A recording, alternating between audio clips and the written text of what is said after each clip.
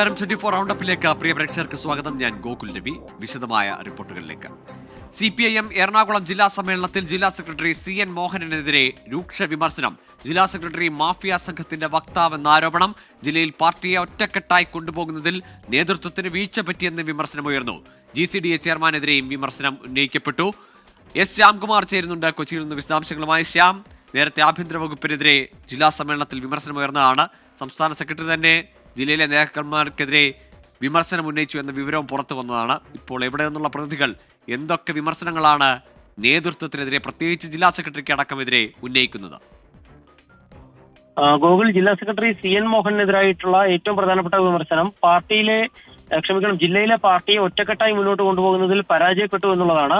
ഇതിനു പുറമെ ജില്ലയിൽ പാർട്ടിക്കുള്ളിൽ മാഫിയവൽക്കരണം നടത്തുന്നുവെന്നും CN മോഹനെതിരായിട്ടുള്ള വിമർശനത്തിൽ പ്രതിനിധികൾ ഉന്നയിച്ചിട്ടുണ്ട്. പാർട്ടി തൃക്കാക്കര ഉപതെരഞ്ഞെടുപ്പ് ഉൾപ്പെടെ തോറ്റത് ലോക്കൽ നേതൃത്വത്തിന്റെ വീഴ്ചയാണ്. അതായത് മന്ത്രിമാർ ഉൾപ്പെടെ അവിടെ ക്യാമ്പ് ചെയ്തിട്ടും ലോക്കൽ നേതൃത്വത്തിന് വോട്ട് സമാഹരിക്കാൻ കഴിഞ്ഞില്ല. അത് തോൽവിയിലേക്ക് എത്തിച്ചു എന്നുള്ള വിമർശനമാണ് ഉന്നയിക്കപ്പെടുന്നത്. സാധാരണക്കാർ പാർട്ടിയിൽ നിന്ന് അകന്നുപോയി. ജില്ലയിൽ ഒരു വിഭാഗം ഒരു മതത്തിൽപ്പെട്ട ആളുകൾ പാർട്ടിയിൽ നിന്ന് അകന്നു പോകുന്ന സാഹചര്യം ഉണ്ടായി. പക്ഷേ ഇതൊന്നും പാർട്ടി പരിഗണിക്കുന്നില്ല. ലോക്കൽ സെക്രട്ടറിമാർ ഉൾപ്പെടെ വ്യക്തി താല്പര്യങ്ങൾ കേന്ദ്രീകരിച്ച് പ്രവർത്തിക്കുന്നു. ഇതെല്ലാം പാർട്ടിക്ക് തിരിച്ചടിയാണ് എന്നുള്ള വിമർശനം പ്രതിനിധികൾ ഉന്നയിച്ചു. DYFI നിർജീവ അവസ്ഥയിൽ പോകുന്നു ജില്ലയിൽ എന്നുള്ളതായിരുന്നു മറ്റൊരു വിമർശനം. ജില്ലാ സെക്രട്ടറിക്ക് മാത്രമല്ല GCDA chairman Chandran Pillai, Kochi mayor Anilkumar എന്നിവർക്കെതിരായിട്ടും വിമർശനം ഉന്നയിക്കപ്പെട്ടു. കൊച്ചിയിലുണ്ടായ അപകടത്തിന്റെ ഉത്തരവാദിത്വം GCDAക്കാണ് എന്നുള്ള വിമർശനമാണ് ചന്ദ്രൻപിള്ളയ്ക്കെതിരായിട്ട് ഉയർന്നത്. ഏതായാലും പ്രതിനിധികൾ ജില്ലാ സമ്മേളനത്തിൽ കഴിഞ്ഞ ദിവസം സംസ്ഥാന സെക്രട്ടറി തന്നെ തുടങ്ങിവെച്ച വിമർശനത്തിന്റെ തുടർച്ചയാണ് ഉന്നയിച്ചത്. വലിയ വിമർശനങ്ങൾ തന്നെ ഉണ്ടായി. ഏതായാലും ഇതിന് മറുപടി ജില്ലാ നേതൃത്വം നൽകും. ചർച്ചയിൽ രൂക്ഷ വിമർശനമാണ് ജില്ലാ നേതൃത്വത്തിനെതിരെ ഉയർന്നത്. ശ്യാം, സ്വാഭാവികമായും ഈ സമ്മേളനങ്ങളിൽ പോലീസിനെതിരായ വിമർശനം അതിവിടെ മാത്രമല്ല എങ്കിൽ പോലും BJPക്കാരുടെ കയ്യിലാണ് പോലീസ് സ്റ്റേഷനുകൾ എന്ന തരത്തിലേക്കുള്ള വിമർശനം കൂടി ഉയർന്നല്ലോ സമ്മേളനത്തിൽ. ആഭ്യന്തര വകുപ്പിനെതിരായിട്ടുള്ള വിമർശനങ്ങൾ എല്ലാ സമ്മേളനങ്ങളിലും ഉണ്ടായിരുന്നു. ഇവിടെ ഉയർന്ന പ്രധാനപ്പെട്ട വിമർശനം പാർട്ടി പ്രവർത്തകർക്ക് പോലീസ് സ്റ്റേഷനിൽ BJPക്കാർക്ക് ലഭിക്കുന്ന പരിഗണന പോലും ലഭിക്കുന്നില്ല എന്നുള്ള വിമർശനമാണ് പ്രതിനിധികൾ ഉയർത്തിയത്. സ്വാഭാവികമായിട്ടും കഴിഞ്ഞ കുറച്ച് നാളുകളായി ജില്ലയിലുള്ള സംഭവ വികാസങ്ങളാണ് പ്രതിനിധികൾ ഉദാഹരണങ്ങളായി ഉയർത്തിയത്. ഏതായാലും ആഭ്യന്തര വകുപ്പിൽ മുഖ്യമന്ത്രിയുടെ അടക്കം പേരെടുത്തുള്ള വിമർശനങ്ങൾ ഉണ്ടായില്ല. മറിച്ച് പോലീസ് സ്റ്റേഷനുകളിലെ പ്രവർത്തനം കേന്ദ്രീകരിച്ചുള്ള വിമർശനങ്ങളാണ് ഉയർന്നത്. പക്ഷേ ഇന്ന് ജില്ലയിലെ പാർട്ടിക്ക് നേതൃത്വം കൊടുക്കുന്ന എറണാകുളത്തെ ജില്ലാ സെക്രട്ടറി CN മോഹനെതിരായിട്ട് അതിരൂക്ഷമായ വിമർശനം തന്നെയാണ് പ്രതിനിധികൾ ഉന്നയിച്ചത്. ശരി, ശ്യാംകുമാറാണ് വിശദാംശങ്ങൾ നൽകിയത്. ജില്ലാ സെക്രട്ടറിക്കെതിരായി CPIM എറണാകുളം ജില്ലാ സമ്മേളനത്തിൽ അതിരൂക്ഷ വിമർശനമായിരുന്നു. ഇന്നലെ MV ഗോവിന്ദൻ സംസ്ഥാന സെക്രട്ടറി തന്നെ ജില്ലാ നേതൃത്വത്തിനെതിരായി രൂക്ഷമായ വിമർശനം, നേതാക്കൾക്ക് സ്വത്ത് സമ്പാദനം അടക്കമുള്ള കാര്യങ്ങൾ സൂചിപ്പിച്ചുകൊണ്ട് വിമർശനം ഉന്നയിച്ചിരുന്നു. അതിന് പിന്നാലെയാണ് ഇപ്പോൾ പ്രതിനിധികളും ഇത്തരം വിഷയം ഉന്നയിക്കുന്നത്. S ശ്യാംകുമാറാണ് വിശദാംശങ്ങൾ പങ്കുവച്ചത്. CPIM ജില്ലാ സമ്മേളനങ്ങളിൽ ആഭ്യന്തര വകുപ്പിനെതിരായ വിമർശനങ്ങൾക്ക് അറുതിയില്ല. പല പോലീസ് സ്റ്റേഷനുകളും BJPക്കാരുടെ കയ്യിലാണെന്നാണ് എറണാകുളം ജില്ലാ സമ്മേളനത്തിലെ വിമർശനം. വനം മന്ത്രിയെയും സമ്മേളന പ്രതിനിധികൾ കുറ്റപ്പെടുത്തി. പോലീസ് ഇടത് സർക്കാരിന്റെ മുഖം വികൃതമാക്കുന്നുവെന്നാണ് CPIM എറണാകുളം ജില്ലാ സമ്മേളനത്തിൽ ഉയർന്ന പ്രധാന വിമർശനം. പോലീസ് സ്റ്റേഷനിൽ പരാതി പറയാനെത്തുന്ന പാർട്ടിക്കാർക്ക് മർദ്ദനമേൽക്കേണ്ട സാഹചര്യമാണ്. സ്റ്റേഷൻ ഓഫീസർമാർ പലരും BJP അനുകൂല നിലപാട് സ്വീകരിക്കുന്നു. പോലീസിനെ അഴിച്ചുവിടരുതെന്നും സമ്മേളന പ്രതിനിധികൾ ആവശ്യപ്പെട്ടു. ഒറ്റപ്പെട്ട സംഭവങ്ങൾ ഉണ്ടാകാമെന്നും പോലീസ് ഭീകരതയെന്നത് മാധ്യമസൃഷ്ടി മാത്രമെന്നും നേതൃത്വം വിമർശനത്തിന് മറുപടി നൽകി. വന്യജീവി ആക്രമണങ്ങൾ തടയാൻ വനം വകുപ്പ് കാര്യക്ഷമമായി ഇടപെടുന്നില്ല. നഷ്ടപരിഹാര ചെക്കൊപ്പിടാൻ മാത്രം ഒരു വനമന്ത്രി എന്തിനാണെന്ന് CPIM സമ്മേളന പ്രതിനിധികൾ ചോദിച്ചു. വീഴ്ച വനം വകുപ്പിനാണെങ്കിലും മലയോര മേഖലകളിൽ പ്രതിഷേധം പാർട്ടിക്കെതിരെയാണെന്നും പാർട്ടി പ്രവർത്തകർ ഓർമ്മപ്പെടുത്തി. സമ്മേളനം നാളെ അവസാനിക്കും. CN മോഹനൻ തന്നെ ജില്ലാ സെക്രട്ടറിയായി തുടരും. 24 കൊച്ചി. പത്തനംതിട്ട കോന്നിയിൽ CPIM ഏരിയ കമ്മിറ്റി അംഗത്തെ പോലീസ് മർദ്ദിച്ചതായി പരാതി. പരാതിക്കാരനൊപ്പം പോലീസ് സ്റ്റേഷനിലെത്തിയ T രാജേഷ് കുമാറിനാണ് മർദ്ദനമേറ്റത്. ഞാൻ മോടെ ഒരു പരാതിയും കൊണ്ട് വന്നതായിരുന്നു. പരാതിയും കൊണ്ട് വന്ന് SI സാർ ഇങ്ങനെ സംസാരിച്ചുകൊണ്ട് നിൽക്കുമ്പോഴാണ് രാജേഷിനെ അകത്തോട്ട് വിളിച്ചോണ്ട് പോയത്. പോയിട്ട് തിരിച്ചു വരുമ്പോൾ രാജേഷിന്റെ ഉടുപ്പിന്റെ ഇവിടെ എല്ലാം ചുടുങ്ങിയിട്ടുമുണ്ട്. രാജേഷ് കൈ തട്ടി ഇങ്ങനെ വെച്ച് ഫോണിൽ സംസാരിച്ചോണ്ടാണ് ബഹളം വെച്ചാണ് ഇറങ്ങി വരുന്നത്.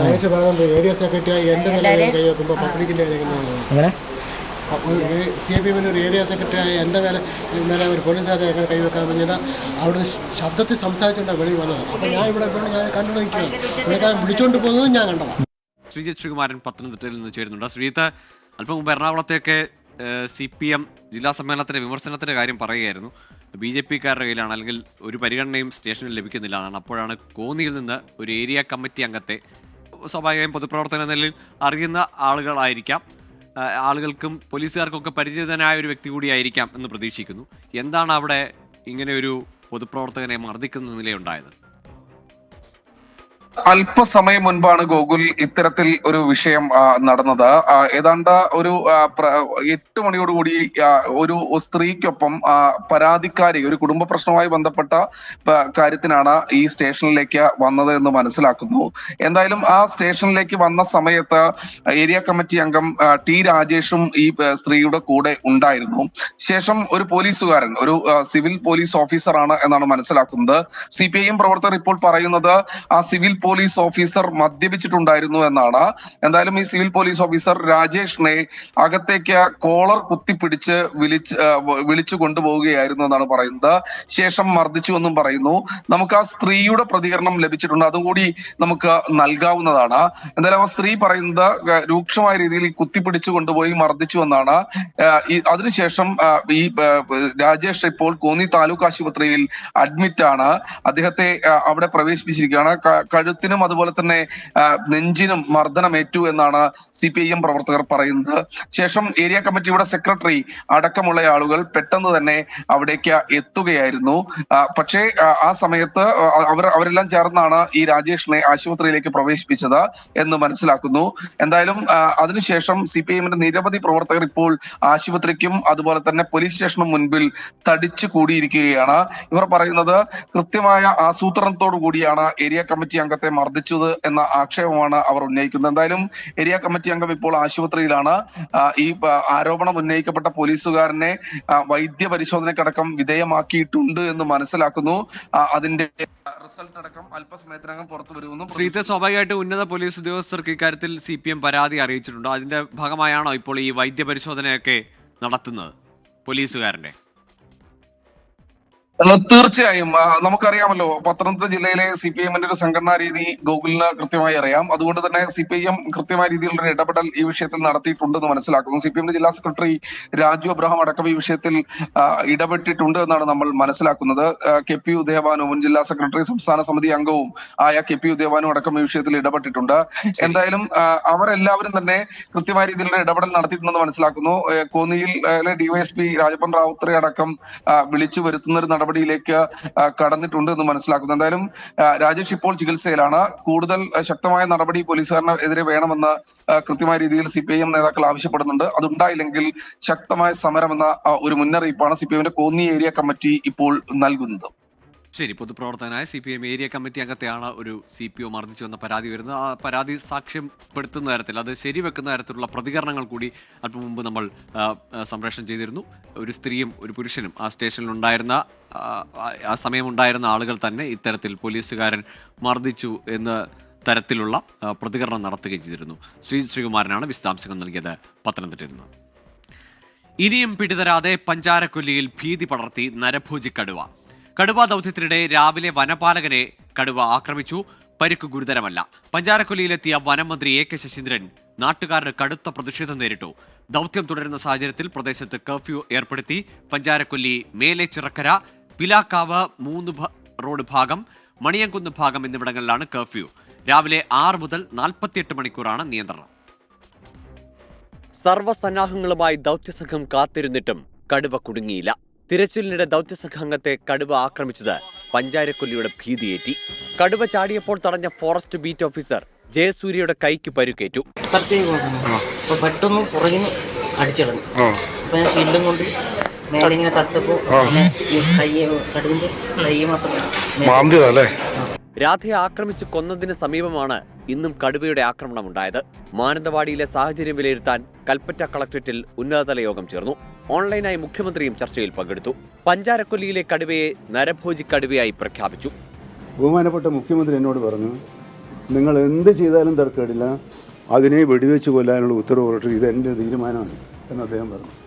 തുടർച്ചയായി അക്രമത കാണിക്കുന്ന വന്യമൃഗങ്ങളെ ഡിസാസ്റ്റർ മാനേജ്മെൻറ്റിൻ്റെ വകുപ്പ് ഉപയോഗിച്ച് വെടിവെക്കാനുള്ള ഉത്തരവ് പുറപ്പെടുവിക്കാൻ സാധിക്കുമെന്ന ഉപദേശം കൂടി കിട്ടിയപ്പോൾ പിന്നാലെ പഞ്ചാരക്കൊല്ലിയിൽ രാധയുടെ വീട്ടിൽ സന്ദർശനത്തിനെത്തിയ AK ശശീന്ദ്രന് കടുത്ത പ്രതിഷേധം നേരിടേണ്ടി വന്നു. അരമണിക്കൂറോളം മന്ത്രി വാഹനത്തിനുള്ളിലിരുന്നു.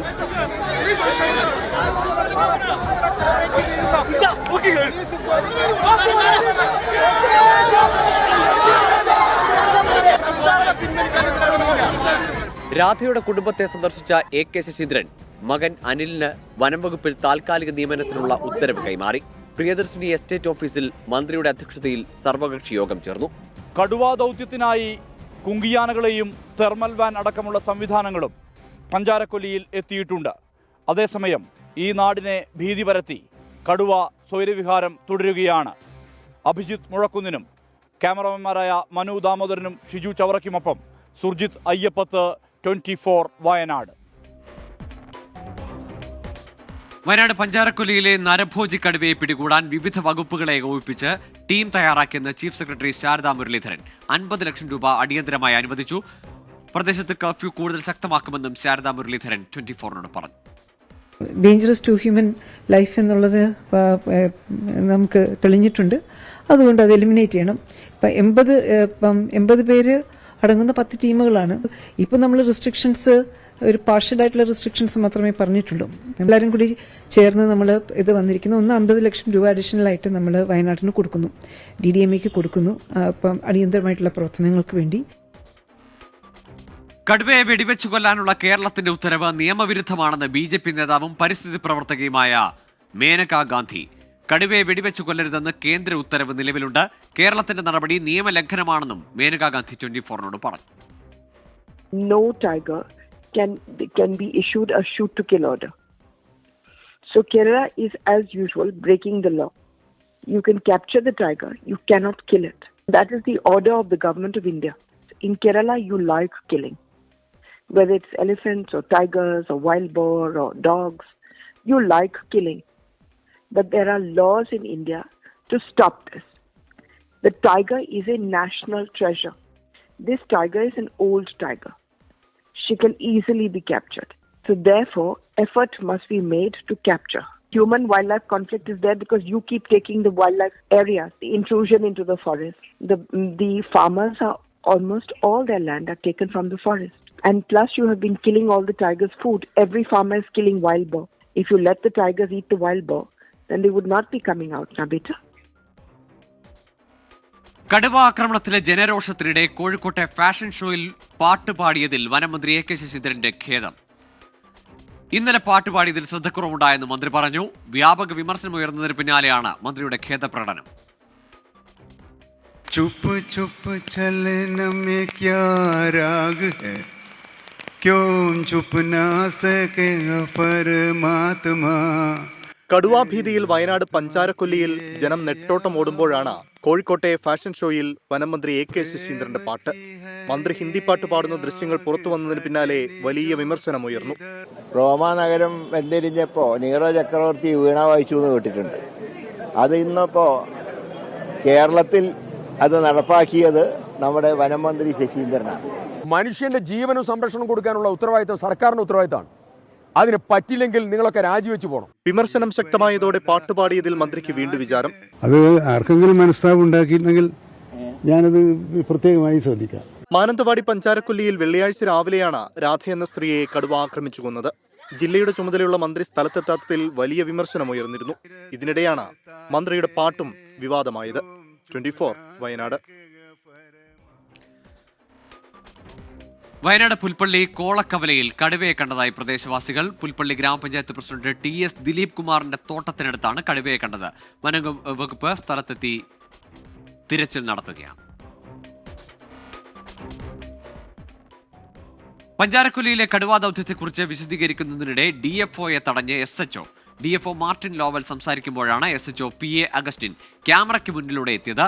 നടപടിയിൽ കേരള പത്രപ്രവർത്തക യൂണിയൻ വയനാട് ജില്ലാ കമ്മിറ്റി പ്രതിഷേധിച്ചു. പിന്നെ അതുപോലെ റെഗുലർ പെട്രോളിംഗ് സംവിധാനം ഉണ്ടാവും.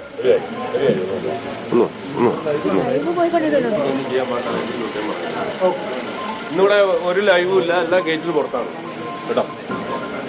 കടുവാ ദൗത്യത്തിനായുള്ള പഞ്ചാരക്കൊല്ലിയിലെ ബേസ് ക്യാമ്പ് രാവിലെ 8 മണിയോടെ DFO മാർട്ടിൻ ലോവൽ ദൗത്യം വിശദീകരിക്കുന്നതിനിടെയാണ് SHO PA അഗസ്റ്റിൻ സ്ഥലത്തെത്തിയത്. ക്യാമറകൾക്ക് മുന്നിൽ കയറി നിന്ന പ്രതികരണം തടസ്സപ്പെടുത്തി SHO. ഇന്നിവിടെ ഒരു ലൈവും ഇല്ല, എല്ലാ ഗേറ്റിന് പുറത്താണ് കേട്ടോ. നടപടിക്രമങ്ങൾ വിശദീകരിക്കുന്നത് തടഞ്ഞത് എന്തിനെന്ന് വ്യക്തതയില്ല. പോലീസും വിശദീകരണം നൽകിയില്ല. സർക്കാരിന് ഏകോപനം നഷ്ടപ്പെട്ടുവെന്നതിന്റെ തെളിവാണ് സംഭവമെന്ന് MLA T സിദ്ദിഖ്. ഇത്രയും നിരുത്തരവാദപരമായ പ്രവർത്തനം നടത്തുന്ന ഒരു ഡിപ്പാർട്ട്മെന്റും ഗവൺമെന്റും കേരളത്തിൽ ഇതുവരെ കണ്ടിട്ടില്ല. SHOക്കെതിരെ നടപടി ആവശ്യപ്പെട്ട് കേരള പത്രപ്രവർത്തക യൂണിയൻ ജില്ലാ പോലീസ് മേധാവിക്ക് പരാതി നൽകി. 24 വയനാട്. കോഴിക്കോട് തിക്കോടിയിൽ കടലിൽ കുളിക്കാനിറങ്ങിയ 4 പേർ തിരയിൽപ്പെട്ട് മരിച്ചു. കൽപ്പറ്റയിൽ നിന്നെത്തിയ വിനോദസഞ്ചാരികളാണ് അപകടത്തിൽപ്പെട്ടത്. ഒരാളെ പരിക്കുകളോടെ രക്ഷപ്പെടുത്തി.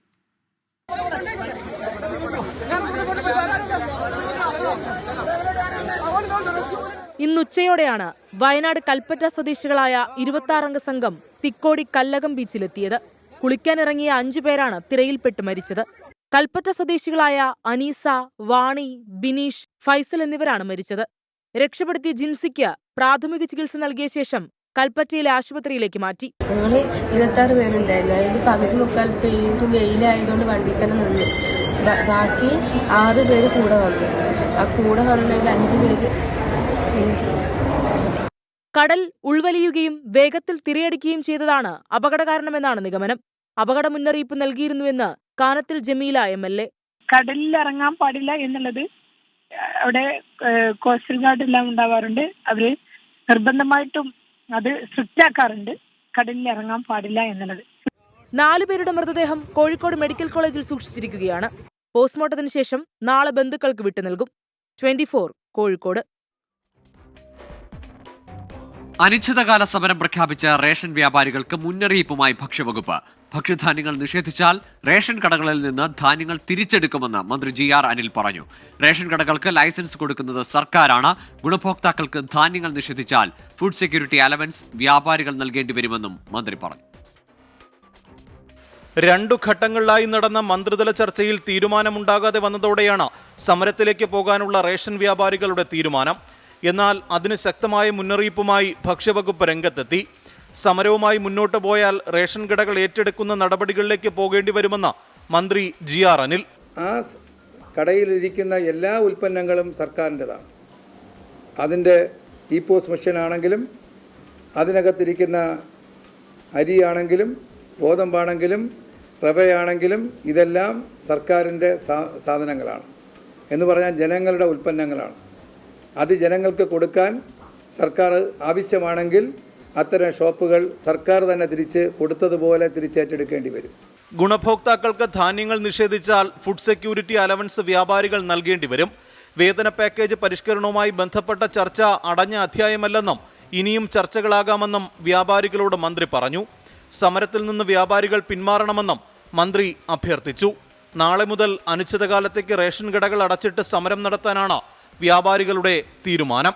റേഷൻ കടകൾ അടച്ചിട്ടുള്ള സമരവുമായി മുന്നോട്ട് പോയാൽ ശക്തമായ നടപടിയെന്നാണ് ഭക്ഷ്യവകുപ്പിന്റെ മുന്നറിയിപ്പ്. ആവശ്യമെങ്കിൽ റേഷൻ കടകൾ സർക്കാർ ഏറ്റെടുക്കുമെന്നും ഉപഭോക്താക്കൾക്ക് ഭക്ഷ്യസുരക്ഷാ അലവൻസുകൾ ലൈസൻസുകൾ നൽകേണ്ടി വരുമെന്നും ഭക്ഷ്യമന്ത്രി മുന്നറിയിപ്പ് നൽകുന്നു. തിരുവനന്തപുരത്ത് നിന്നും MG പ്രതീഷ്, 24. പാലക്കാട് നഗരസഭാ ഭരണം തുലാസിലാക്കി BJP ജില്ലാ ഘടകത്തിൽ പൊട്ടിത്തെറി. യുവമോർച്ച ജില്ലാ അധ്യക്ഷൻ പ്രശാന്ത് ശിവനെ BJP ജില്ലാ അധ്യക്ഷനാക്കാനുള്ള നീക്കത്തിൽ പ്രതിഷേധിച്ചാണ് രാജിവെക്കാനൊരുങ്ങുകയാണ് 9 പാർട്ടി കൗൺസിലർമാർ. പ്രശ്നങ്ങൾ പരിഹരിക്കുമെന്നും ഭരണം നഷ്ടപ്പെടില്ലെന്നുമാണ് നേതൃത്വത്തിന്റെ പ്രതികരണം. പ്രസിഡന്റ് സ്ഥാനത്തേക്ക് കൂടുതൽ വോട്ട് നേടിയവരെ മാറ്റി നിർത്തി ഏകപക്ഷീയമായ അധ്യക്ഷനെ തെരഞ്ഞെടുത്തുവെന്നാണ് ഒരു വിഭാഗത്തിന്റെ ആക്ഷേപം. BJP ജനറൽ സെക്രട്ടറി C കൃഷ്ണകുമാറിന്റെ നോമിനിയായ പ്രശാന്ത് ശിവനെ തെരഞ്ഞെടുത്തതിൽ അട്ടിമറിയുണ്ടെന്നും നേതൃത്വം തിരുത്തണമെന്നുമാണ് ആവശ്യം. നഗരസഭാ chairperson Prameela Sasidharan, vice chairman E Krishnadas, മുതിർന്ന അംഗം N ശിവരാജൻ തുടങ്ങി 9 കൗൺസിലർമാർ രാജ്യസന്നദ്ധത അറിയിച്ചു. ഇടഞ്ഞു നിൽക്കുന്ന കൗൺസിലർമാർ പ്രത്യേക യോഗം ചേർന്നു. പാർട്ടി ഭാരതീയ ജനതാ പാർട്ടിയാണ് ആയിസു. 6 പേർ രാജിവെച്ചാൽ നഗരസഭാ ഭരണം പ്രതിസന്ധിയിലാകും. ദേശീയ നേതൃത്വം അംഗീകരിച്ച ജില്ലാ പ്രസിഡന്റ് സ്ഥാനങ്ങൾക്ക് മാറ്റമുണ്ടാകില്ലെന്ന് സംസ്ഥാന അധ്യക്ഷൻ K സുരേന്ദ്രൻ പറഞ്ഞു. പാലക്കാട് നഗരസഭയുടെ ഭരണം BJPക്ക് നഷ്ടമാകില്ല. ഇത്രയും ഇൻക്ലൂസീവായിട്ടുള്ള ഒരു ജില്ലാ കമ്മിറ്റി പുനഃസംഘടന കേരള BJPയുടെ ചരിത്രത്തിൽ ഇന്നേവരെ ഉണ്ടായിട്ടില്ല.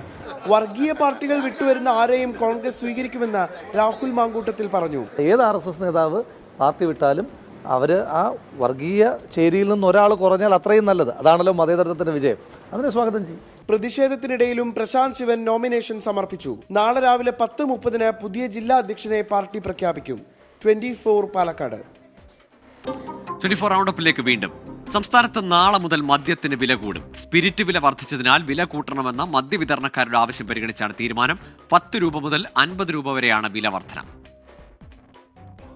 ചില ബ്രാൻഡ് മദ്യത്തിന് മാത്രമാണ് വില വർധന. പുതുക്കിയ മദ്യ വില വിവര പട്ടിക ബെവ്കോ പുറത്തിറക്കി. 62 കമ്പനികളുടെ 341 ബ്രാൻഡുകൾക്ക് വില വർദ്ധിക്കും. അതേസമയം വില കുറയ്ക്കാനും തീരുമാനമുണ്ട്. 45 കമ്പനികളുടെ 107 ബ്രാൻഡുകൾക്കാണ് വില കുറയുക. സംസ്ഥാനത്ത് 15 മാസത്തിന് ശേഷമാണ് മദ്യത്തിന്റെ വില വർദ്ധിപ്പിച്ചുകൊണ്ടുള്ള തീരുമാനം. ഇന്ത്യൻ നിർമ്മിത വിദേശ മദ്യത്തിനും ബിയറിനും വൈനിനും വില കൂട്ടിയിട്ടുണ്ട്. ബെവ്കോ നിയന്ത്രണത്തിൽ ഉൽപ്പാദിപ്പിച്ച് വിൽക്കുന്ന ജവാൻ റം വില 640 രൂപയിൽ നിന്നും 650 ആക്കി ഉയർത്തി. ബിയറുകൾക്ക് 20 രൂപ വരെ വില കൂടി. പ്രീമിയം ബ്രാൻഡുകൾക്ക് 130 രൂപ വരെ കൂടിയിട്ടുണ്ട്. എഥനോൾ വില കൂടിയതാണ് മദ്യവില കൂടാൻ കാരണമായി പറയുന്നത്. ഇതേ എഥനോൾ ഉൽപ്പാദിപ്പിക്കാനാണ് പാലക്കാട് ബ്രൂവറിക്ക് അനുമതി നൽകിയത്. പാലക്കാട് ബ്രൂവറി തുടങ്ങി എഥനോൾ ഉൽപ്പാദിപ്പിക്കാനായാൽ സംസ്ഥാനത്ത് മദ്യവിലയിലും ഇത് പ്രതിഫലിക്കുമെന്നാണ് സർക്കാരിന്റെ വാദം. 24 തിരുവനന്തപുരം. 76ാം റിപ്പബ്ലിക് ദിനത്തിന്റെ ചരിത്ര ശോഭയിൽ രാജ്യത്തിന്റെ സാംസ്കാരിക പാരമ്പര്യവും സൈനിക കരുത്തും പ്രകടമാക്കുന്നതായിരുന്നു റിപ്പബ്ലിക് ദിന പരേഡ്. ആഘോഷ ചടങ്ങിൽ ഇന്തോനേഷ്യൻ പ്രസിഡന്റ് പ്രബോവോ സുബിയാൻഡോ മുഖ്യാതിഥിയായി. ദേശീയ യുദ്ധസ്മാരകത്തിൽ പ്രധാനമന്ത്രി നരേന്ദ്രമോദി പുഷ്പചക്രം അർപ്പിച്ച് രാജ്യത്തിനു വേണ്ടി ജീവൻ ബലിയർപ്പിച്ച സൈനികർക്ക് അഭിവാദ്യം അർപ്പിച്ചതോടെയാണ് ഈ വർഷത്തെ റിപ്പബ്ലിക് ദിനാഘോഷ ചടങ്ങുകൾ ആരംഭിച്ചത്. പരമ്പരാഗത രീതിയിൽ മുഖ്യാതിഥി ഇന്തോനേഷ്യൻ പ്രസിഡന്റ് പ്രബോവോ സുബിയാൻഡോയോടൊപ്പം കർത്തവ്യപഥത്തിൽ എത്തിയ രാഷ്ട്രപതി ദ്രൗപദി മുർമു ദേശീയ പതാക ഉയർത്തി അഭിവാദ്യം ചെയ്തു.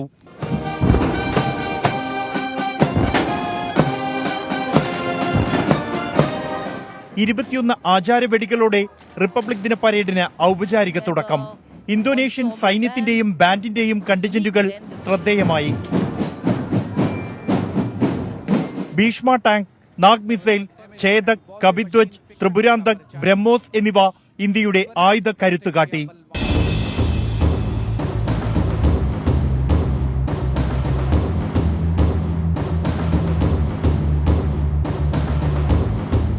കര, വ്യോമ, നാവികസേനകളും NCC, NSS സംഘാംഗങ്ങളും മാർച്ച് പാസ്റ്റിന്റെ ഭാഗമായി. 5000 ആദിവാസി കലാകാരന്മാർ അണിനിരന്ന കലാരൂപങ്ങളും 31 നിശ്ചല ദൃശ്യങ്ങളും പരേഡിന് വർണ്ണപ്പൊലിമ നൽകി. കരസേനയുടെ മോട്ടോർ സൈക്കിൾ സംഘം ഡെയർ ഡെവിൾസിന്റെ 20.4 അടി ഉയര പിരമിഡ് റെക്കോർഡ് പ്രകടനമായി. 47 എയർക്രാഫ്റ്റുകളുടെ ത്രസിപ്പിക്കുന്ന ഫ്ലൈപാസ്റ്റോടെയാണ് റിപ്പബ്ലിക് ദിന പരേഡ് സമാപിച്ചത്.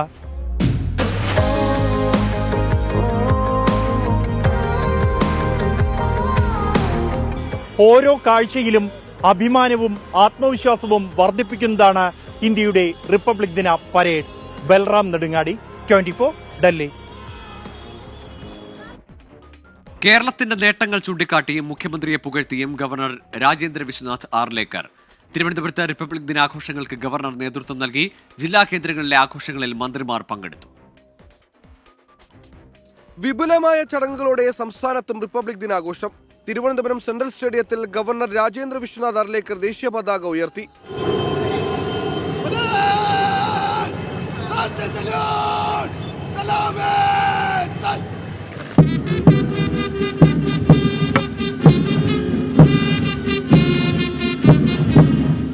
സാക്ഷരത ഉൾപ്പെടെ കേരളത്തിന്റെ നേട്ടങ്ങൾ ചൂണ്ടിക്കാട്ടിയായിരുന്നു ഗവർണറുടെ റിപ്പബ്ലിക് ദിന പ്രസംഗം. വികസിത ഭാരതത്തിന് വികസിത കേരളം യാഥാർത്ഥ്യമാകണം. ദീർഘവീക്ഷണമുള്ള നേതാവാണ് മുഖ്യമന്ത്രി പിണറായി വിജയനെന്നും governor. Honorable Chief Minister, I met him for last about 2-3 days back. He has a vision for our state. He wants to do something for our state. Vikasit Bharat cannot go ahead without Vikasit Kerala. മുഖ്യമന്ത്രി പിണറായി വിജയൻ ഉൾപ്പെടെയുള്ളവർ central സ്റ്റേഡിയത്തിലെ ചടങ്ങിൽ പങ്കെടുത്തു. സേനാ വിഭാഗങ്ങളുടെ parade അണിനിരന്നു. വിവിധ സ്കൂളുകളിലെ വിദ്യാർത്ഥികൾ ദേശഭക്തി ഗാനം ആലപിച്ചു.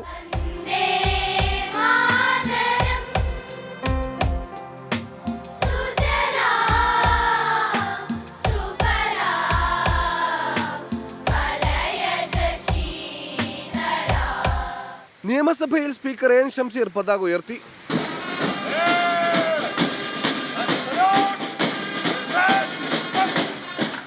ജില്ലകളിലെ റിപ്പബ്ലിക് ദിനാഘോഷങ്ങൾക്ക് മന്ത്രിമാർ നേതൃത്വം നൽകി.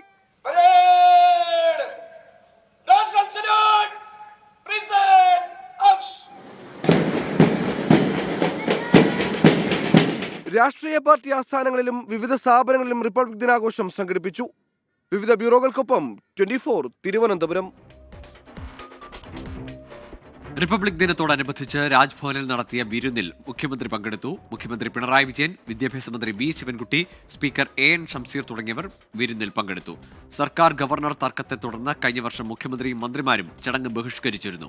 ചീഫ് സെക്രട്ടറി ശാരദാ മുരളീധരൻ, സംസ്ഥാന പോലീസ് മേധാവി ഷെയ്ഖ് ദർവേഷ് സാഹിബ്, CPI സംസ്ഥാന സെക്രട്ടറി ബിനോയ് വിശ്വം, മുൻ കേന്ദ്രമന്ത്രിമാരായ വി മുരളീധരൻ, ഒ രാജഗോപാൽ, മതസാമുദായിക നേതാക്കൾ അടക്കമുള്ളവർ വിരുന്നിൽ പങ്കെടുത്തു.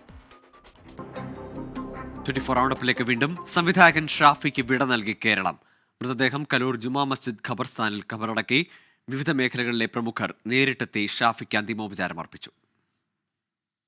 പുലർച്ചെ 2 മണിയോടെ മൃതദേഹം ആസ്റ്റർ മെഡിസിറ്റിയിൽ നിന്ന് എളമക്കരയിലെ വീട്ടിലെത്തിച്ചു. ബന്ധുക്കളും നാട്ടുകാരും അടുത്ത സുഹൃത്തുക്കളും വീട്ടിലെത്തി. പിന്നീട് കലൂർ മണിപ്പാട് പറമ്പിലെ സഹകരണ ബാങ്ക് ഹാളിൽ പൊതുദർശനം. മമ്മൂട്ടി, സുരേഷ് ഗോപി, ലാൽ, ഹരിശ്രീ അശോകൻ തുടങ്ങി നിരവധി താരങ്ങളും സിനിമാ പ്രവർത്തകരും അന്തിമോപചാരം അർപ്പിച്ചു.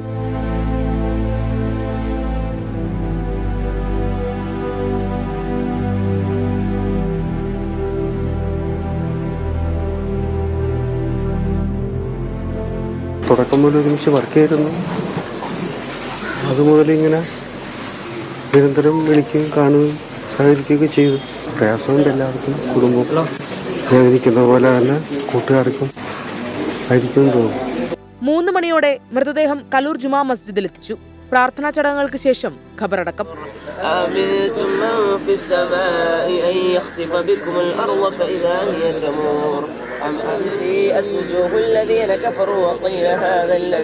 മന്ത്രിമാരായ പി രാജീവും KB ഗണേഷ് കുമാറും ഷാഫിയെ അനുസ്മരിച്ചു. അദ്ദേഹത്തിൻ്റെ വേർപാട് വളരെ ഒരു ആകസ്മികമാണ്. നമ്മളൊരിക്കലും പ്രതീക്ഷിച്ചില്ല ഷാഫി ആരോഗ്യവാനായിരിക്കുന്നു എന്നുള്ള ചിന്തയാണ് നമ്മുടെ മനസ്സിൽ. പെട്ടെന്ന് അദ്ദേഹം 16-ാം തീയതി പെട്ടെന്ന് സീരിയസ് ആയി ഹോസ്പിറ്റലാണെന്ന് അറിഞ്ഞത് മാധ്യമങ്ങളോട് അറിയുമ്പോഴാണ് നമ്മൾ ആദ്യം ഒരു ഞെട്ടലോടെയാണ് വാർത്ത കേട്ടത്. ചുരുങ്ങിയ കാലം കൊണ്ട് മലയാള സിനിമയ്ക്ക് ശ്രദ്ധേയമായ സംഭാവന നൽകിയ വ്യക്തിത്വമായിരുന്നു ശ്രീ ഷാഫിയുടേത്. അദ്ദേഹവുമായി ദീർഘകാലത്തെ അടുപ്പമുണ്ടായിരുന്നു. കുടുംബത്തിൻ്റെയും അവരുടെ ബന്ധുക്കളുടെയും സിനിമാ ലോകത്തിൻ്റെയും നമ്മുടെ സമൂഹത്തിൻ്റെയും ദുഃഖത്തിൽ പങ്കുചേരുന്നു, അനുശോചനം രേഖപ്പെടുത്തുന്നു. ഹിറ്റ് ചിത്രങ്ങൾ മാത്രം മലയാളത്തിന് സമ്മാനിച്ച ഒരു കാലഘട്ടമാണ് ഷാഫിയിലൂടെ കടന്നുപോകുന്നത്. 24 കൊച്ചി. ഹൃദയ ശസ്ത്രക്രിയാ വിദഗ്ധൻ ഡോക്ടർ KM ചെറിയാൻ അന്തരിച്ചു. 83 വയസ്സായിരുന്നു. ഇന്ത്യയിൽ കുട്ടികളുടെ ഹൃദയ ശസ്ത്രക്രിയയ്ക്ക് തുടക്കമിട്ട പ്രതിഭയാണ് വിടവാങ്ങിയത്.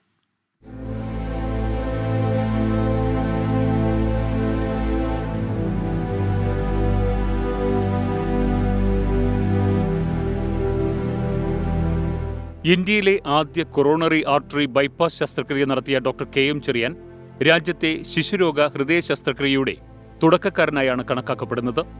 1942 കായംകുളത്ത് ജനിച്ച ഡോക്ടർ KM ചെറിയാൻ മണിപ്പാലിലെ കസ്തൂർബ മെഡിക്കൽ കോളേജിലെ പഠനത്തിനുശേഷം വെല്ലൂരിലെ ക്രിസ്ത്യൻ മെഡിക്കൽ കോളേജിലാണ് ഔദ്യോഗിക ജീവിതം തുടങ്ങിയത്. തുടർ പഠനത്തിനായി ഓസ്ട്രേലിയയിലേക്ക് ചേക്കേറിയ doctor KM Cherian New Zealand, America എന്നിവിടങ്ങളിലെ സേവനത്തിനു ശേഷമാണ് ഇന്ത്യയിലേക്ക് മടങ്ങിയത്. 1975 ചെന്നൈ പെരമ്പൂരിലെ സതേൺ റെയിൽവേ ഹെഡ്ക്വാർട്ടേഴ്സിന്റെ ആശുപത്രിയിൽ വെച്ചാണ് ഇന്ത്യയിലെ ആദ്യ കൊറോണറി ആർട്ടറി ബൈപ്പാസ് ശസ്ത്രക്രിയ ഡോക്ടർ KM ചെറിയാൻ നടത്തിയത്. 1995 ഇന്ത്യയിലെ രണ്ടാമത്തെ ഹൃദയമാറ്റ ശസ്ത്രക്രിയ, രാജ്യത്തെ ആദ്യത്തെ ഹൃദയ ശ്വാസകോശ മാറ്റിവെക്കൽ, രാജ്യത്തെ ആദ്യത്തെ ശിശുരോഗ ഹൃദയ ശസ്ത്രക്രിയ എന്നിവയും നടത്തി.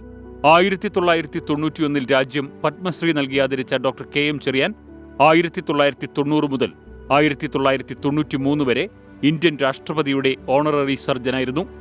Madras medical mission director, Pondicherry institute of medical sciences chairman എന്നീ പദവികൾ വഹിച്ചിട്ടുണ്ട്. ഫ്രോണ്ടിയർ ലൈഫ് ലൈൻ ആശുപത്രികളുടെ സ്ഥാപകനായ ഡോക്ടർ ചെറിയാനും സംഘവും 2021 ചെങ്ങന്നൂരിൽ doctor KM Cherian institute of medical sciences സ്ഥാപിച്ചു. Harvard medical excellence award, Kasturba medical കോളേജിന്റെ ലൈഫ് ടൈം അച്ചീവ്മെന്റ് അവാർഡ് എന്നിവ ലഭിച്ചിട്ടുണ്ട്. Research desk 24.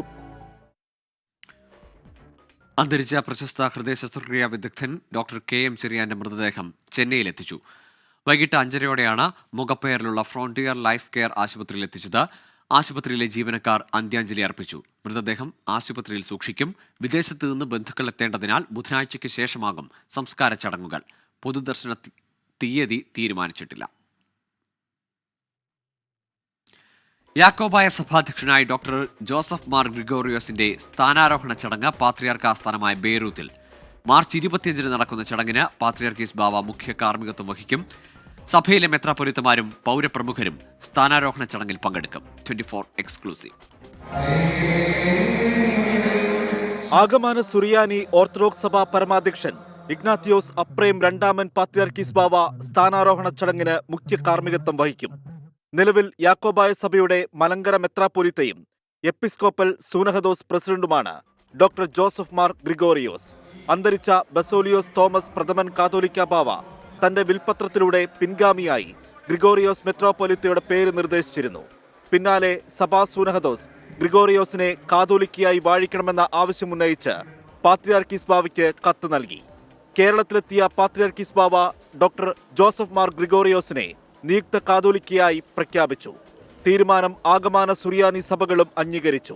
മാർച്ച് 25 ബെയ്റൂത്തിലെ പാത്രിയാർക്ക ആസ്ഥാനത്ത് വെച്ച് നടക്കുന്ന ചടങ്ങിൽ സഭയിലെ മെത്രാപ്പൊലീത്തമാരും സുറിയാനി ഓർത്തഡോക്സ് സഭകളുടെ ആർച്ച് ബിഷപ്പുമാരും പങ്കെടുക്കും. 26 ആഗമാന സുറിയാനി ഓർത്തഡോക്സ് സഭകളുടെ സൂനഹദോസ് ചേരും. ഏപ്രിൽ ആദ്യ ആഴ്ചയോടെ പുതിയ കാതോലിക്ക കേരളത്തിലേക്ക് മടങ്ങിയെത്തും. പതിറ്റാണ്ടുകളുടെ ചരിത്രമുള്ള പള്ളിത്തർക്കവും കോടതി വ്യവഹാരങ്ങളുമാണ് പുതിയ നേതൃത്വത്തെ കാത്തിരിക്കുന്ന പ്രധാന വെല്ലുവിളി. ഗീസ് പീറ്റർ, 24 കൊച്ചി. മാരാമൺ കൺവെൻഷനിൽ നിന്ന് പ്രതിപക്ഷ നേതാവിനെ ഒഴിവാക്കിയതിൽ മാർത്തോമാ സഭയ്ക്കെതിരെ അതൃപ്തി പരസ്യമാക്കി കോൺഗ്രസ് നേതാവ് PJ കുര്യൻ. വിവാദത്തിലേക്ക് തന്റെ പേര് അനാവശ്യമായി വലിച്ചിഴക്കുന്നുവെന്ന് PJ കുര്യൻ പറഞ്ഞു. അതേസമയം VD സതീശന്റെ പ്ലാൻ 63ക്ക് പിന്തുണയുമായി K മുരളീധരൻ രംഗത്തെത്തി. മാരാമൺ കൺവെൻഷനിൽ നിന്ന് VD സതീശനെ ഒഴിവാക്കാൻ ഇടപെട്ടിട്ടില്ലെന്നാണ് PJ കുര്യന്റെ വിശദീകരണം. തന്റെ പേര് അനാവശ്യമായി വലിച്ചിഴയ്ക്കുകയാണ്.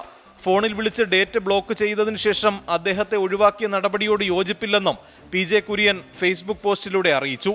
നേതൃമാറ്റ തർക്കം തുടരുന്നതിനിടെ പ്രതിപക്ഷ നേതാവിന്റെ പ്ലാൻ 63 സർവേക്ക് പിന്തുണയുമായി K മുരളീധരൻ രംഗത്തെത്തി. സർവേക്ക് കുഴപ്പമൊന്നുമില്ല. കാരണം UDFന് ഭൂരിപക്ഷം കിട്ടാനുള്ള എല്ലാ സംവിധാനങ്ങളും പാർട്ടിയുടെ ഭാഗത്തുനിന്നുണ്ടാകും. സർവേ ഒരു തെറ്റൊന്നുമല്ല. സർവേ മുമ്പ് നടത്തിയിട്ടുണ്ട്, ഇപ്പോഴും നടക്കുന്നുണ്ട്. ഏതായാലും നല്ല മെജോറിറ്റി വേണമെന്നുള്ള കാര്യത്തിൽ എല്ലാവരും ഒറ്റക്കെട്ടാണ്. നേതൃമാറ്റത്തിൽ അതൃപ്തി അറിയിച്ചിട്ടില്ലെന്ന് K സുധാകരൻ വ്യക്തമാക്കി. ഞാൻ ആരെയും അതൃപ്തിയൊന്നും അറിയിച്ചു. ഞാൻ നിങ്ങൾക്ക് ഒരു പത്രസമ്മേളനം നടത്തിയിട്ടില്ലേ? ഞാൻ ചെയ്ത പണി അതാണ്, വേറൊന്നും ഞാൻ ചെയ്തിട്ടില്ല. എനിക്കതിനകത്തൊരു പ്രശ്നവും ഇല്ല. AICCക്ക് എന്ത് തീരുമാനം വേണമെങ്കിലും എടുക്കാം. ഞാൻ പാർട്ടിക്ക് വിധേയനാണ്. ഗ്രൂപ്പുകളുടെയും നേതാക്കളുടെയും പിന്തുണയുള്ള ഒരാളെ സമവായത്തിലൂടെ കണ്ടെത്താനാണ് ഹൈക്കമാൻഡ് ശ്രമം. തിരഞ്ഞെടുപ്പിനൊരുങ്ങുന്ന ഘട്ടത്തിൽ തർക്കങ്ങൾ ഒഴിവാക്കണമെന്ന് കേന്ദ്ര നേതൃത്വം സംസ്ഥാനത്തെ അറിയിച്ചു. 24 തിരുവനന്തപുരം. ഇവിടെ 24 പൂർണ്ണമാകുന്നു.